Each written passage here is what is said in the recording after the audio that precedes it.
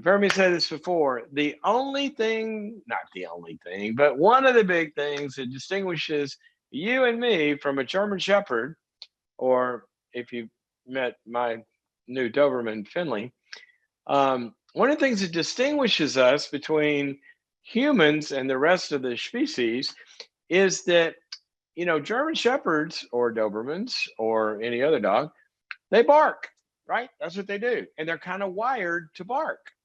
And so something happens out there, they respond, they bark. Postman or woman comes up the sidewalk, woof, woof, somebody walks by on the sidewalk, woof, woof. Burglar comes in, whatever. But here's what they don't do. You've never seen a German Shepherd bark and then sit back and go, I wonder if that was helpful. I wonder, did I bark loud enough? Did I bark too loud? Is that bark going to get me closer to where I want to be on Thursday? In other words, they don't really have the capacity to get above what they're doing and ponder it and think about it to the degree that humans do. So I'm going to ask you to get in that seat, kind of the air traffic control, get out from the traffic of your activities, because we're wired to follow these patterns until we get above them and to look at our patterns. And I'm going to give you a pattern to look at today. It's one that I called in my book, Integrity, embracing the negative, embracing the negative. And what I mean by that is embracing. And what does embrace mean? To hug, right? To go and, when you embrace something, you go and you put your arms around it. Well, embracing what? Embracing the negative realities in our human existence. Now, by and large, those negative realities are going to fall pretty much in one of three places. They're going to be negative realities inside of my own skin, negative realities about me, my behavior, my thoughts, my feelings, my attitudes, my desires, whatever it is. I got some good ones. I got some not so good ones, right? Inside of me. Embracing the negative realities in you from my side of the fence. If we have a relationship and we have a relationship very long, I'm going to run into some manifestation of your imperfection, right? You're not going to be like I want you to be in some way or fashion. I mean, everybody but our audience, my audience. Come on, you guys are perfect. But I'm talking about the other shows out there, the people that listen to the other shows. They have imperfections. And sometimes they're not the people we want them to be. Sometimes they're really way not the people we want them to be. Like they do, really, like crummy stuff, right? It hurts. We don't like it. Wounds us. So that's the second area. And then the third area where we run into imperfection is in the world in which we live. All sorts of lions and tigers and bears. Oh my, there's bad stuff out there. All right. So here's the deal. You and I, as humans, we run into negative reality within ourselves, within other people, and in the world around us. Here's what the people with the good lives do. They embrace negative realities. They run towards them. I mean, unless it's something that they need to protect themselves from. And that in and of itself isn't embracing that reality, because you're putting your arms around diagnosing, I got to face this. I got to look at this. This person's dangerous. I need to avoid them. That in and of itself is embracing the reality. Some people avoid it, deny it, never see it. So embrace it means we're going to be open to it and we're going to look at it. So here's the deal. We basically have, let's call it, for lack of a better formula, there's kind of three ways that we can embrace the negative. Kind of three ways. Number one, we can deny it. We can act like it doesn't exist. What, me? I don't have any problems. Who are you to tell me I gotta, oh, you don't trust me? Oh, and that defensive, I got it up. No, that doesn't hurt. I don't, no, I'm not hurting. I don't have any, oh, no, that doesn't bother me. Oh, no, I really didn't fail. I mean, really, it was the traffic, that made me do. So we can be in denial about our failures, our weaknesses, our hurts, our wounds, our real badness, or just the stuff that feels bad. Sometimes we're like morally culpable for what's inside of us or what we do. We really did transgress some moral standard. Other times we have really negative stuff that's not our fault. Somebody else wounded us, or I have pain, or I have loss. But one of the ways is we can deny it. The second thing we can do is we can split it into an either or world, because some people don't want their good world to be tainted with imperfection.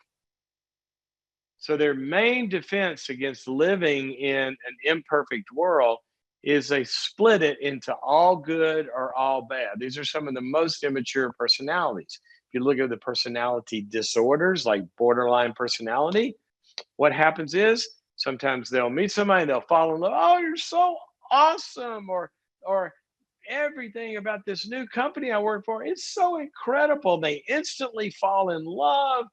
A lot of narcissistic personalities do that. They idealize, it's wonderful, until that person frustrates them in some way. And then they go from all good to all bad. See, that's not embracing the negative reality, that's splitting it off. Because to work with negative reality, we've also got to hold on to the whole picture. And some people do that within the negative reality of themselves, right? They don't deny it, they split it.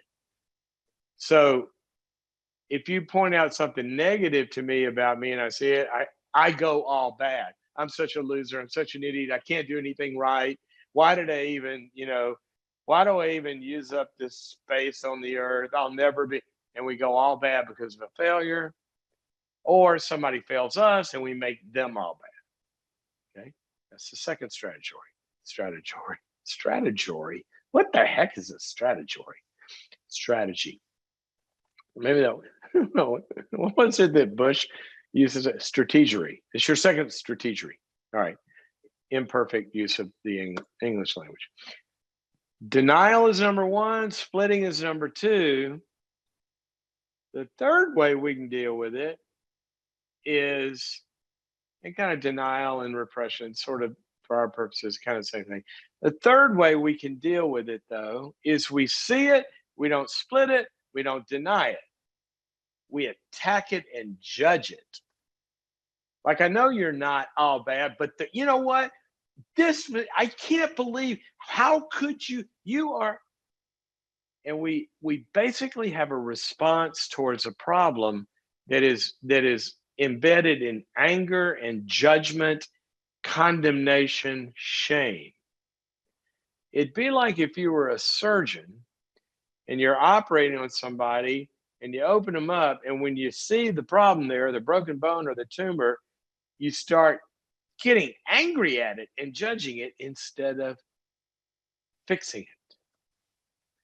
See, that's what we're after in a negative, or I shouldn't say, not a negative world, a world that was created to be all good, but then, as the Bible teaches, fell. Okay. Here's how good it was. And now it fell from that ideal spot, at the same time retaining all the remnants of those ideals. But now it's got some zits. The most beautiful face, ideal, bone structure, perfection, whoever it is. They didn't lose. We didn't lose the beauty that's in that sunset. But that ideal face has some zits maybe every now and then, or a few wrinkles or blemishes. It's not perfect anymore. And that sunset has got some smog drifting in. See, we live in an imperfect world, but we didn't lose the ideal remnant of the way God created to be. But now we have a mission, and the mission is to redeem and try to make every relationship and other people and situations and ourselves to bring them back up and redeem them and reconcile them and us to the standard and get as good as we can get. Okay. What that requires is that we move towards negative realities. So we got a conflict with somebody, we pick up the phone and we embrace that problem. We call them.